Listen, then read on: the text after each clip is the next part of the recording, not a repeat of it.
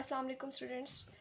I hope that you all are fine, and today we are going to start our new lecture and our first lecture of this YouTube channel, and that is real numbers. Today we'll discuss about what is real numbers. तो real numbers होते क्या है, सबसे पहले इसकी definition पढ़ लेते हैं.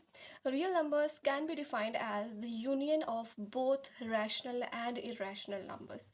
They can be both positive or negative and are denoted by the symbol R.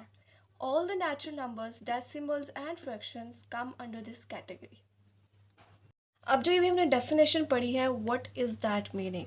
Real numbers जो है वो होता क्या है, it is the union of both rational and irrational numbers. इसका मतलब ये है कि हम रियल नंबर्स को कैसे एक्सप्लेन करते हैं. रियल नंबर्स के अंदर रैशनल नंबर्स भी आ जाते हैं और इरेशनल नंबर्स भी आ जाते हैं. मतलब रियल नंबर की आगे से एक कैटेगरी है that is rational and irrational. हम इनमें दोनों को एक्सप्लेन करते हैं, that is rational and irrational numbers.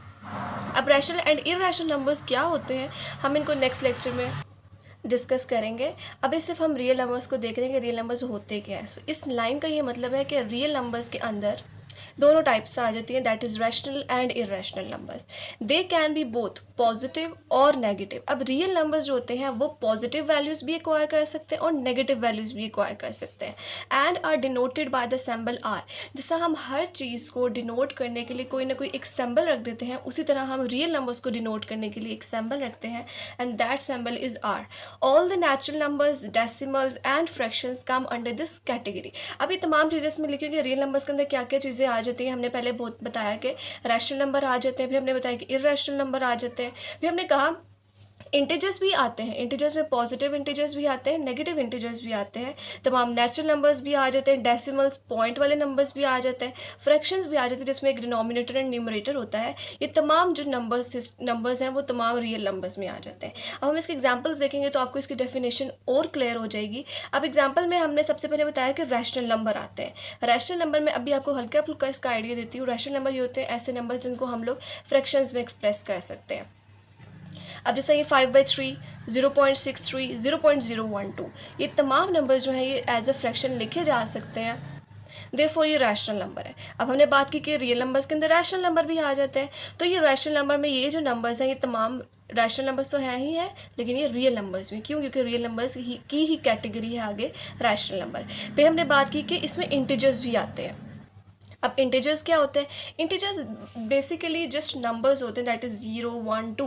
लेकिन इंटीजर्स में हम लोग पॉजिटिव नंबर्स भी लेते हैं, नेगेटिव नंबर्स भी लेते हैं. इसके बाद आ जाता है होल नंबर्स. होल नंबर्स भी नंबर ही होते हैं, लेकिन ये नंबर्स जो होते हैं वो 0 से स्टार्ट होते हैं, इसलिए हम इनको क्या कहते हैं? Whole numbers.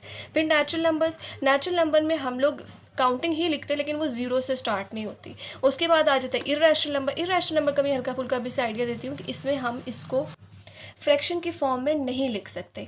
तो वो तमाम नंबर्स जो होते हैं वो कौन से हो जाते हैं? Irrational number.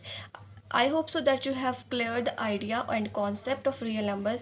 Again, I can summarize this lecture that real numbers में तमाम आ जाते हैं, rational, irrational, integers, whole numbers, natural. मतलब ये categories हैं real numbers की. And on the concept of rational and irrational, I will upload a separate videos because these two are the very basic concepts and it is very important for you guys to understand this. Thank you.